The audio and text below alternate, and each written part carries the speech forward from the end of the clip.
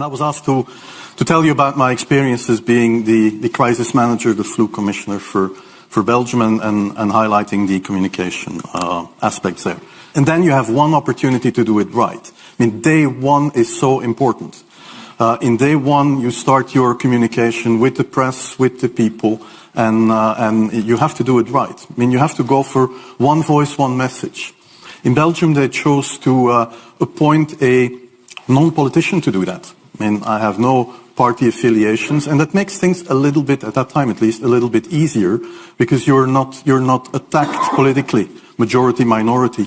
That doesn't come into play, and that was a huge advantage. The second advantage is that you can play in Brussels the complete naive guy and get a lot more done than you would otherwise be able to do. You have to be omnipresent that first day or the first days, so that you attract the media attention. You make an agreement with them that you will tell them all, and if they call, you will pick up the phone. When you do that, then you can profit from these early days to get complete carpet coverage of the field, and they're not going to search for alternative voices there. And if you do that, that makes things a lot easier. And then you have to say, okay, well, we will have H1N1 deaths. Of course, that would be unavoidable.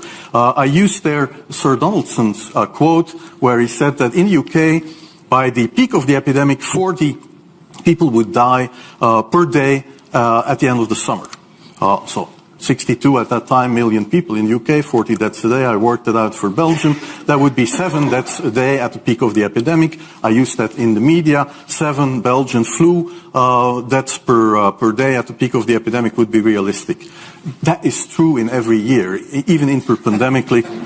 That is very, very conservative. However, talking about fatalities is important, because when you say that, people say, wow, what do you mean? People die because of influenza? And then, of course, a couple of days later, you had the first H1N1 death in the country, and the scene was set and it was already talked about. And then you had to pick who is going to be vaccinated first. Huh?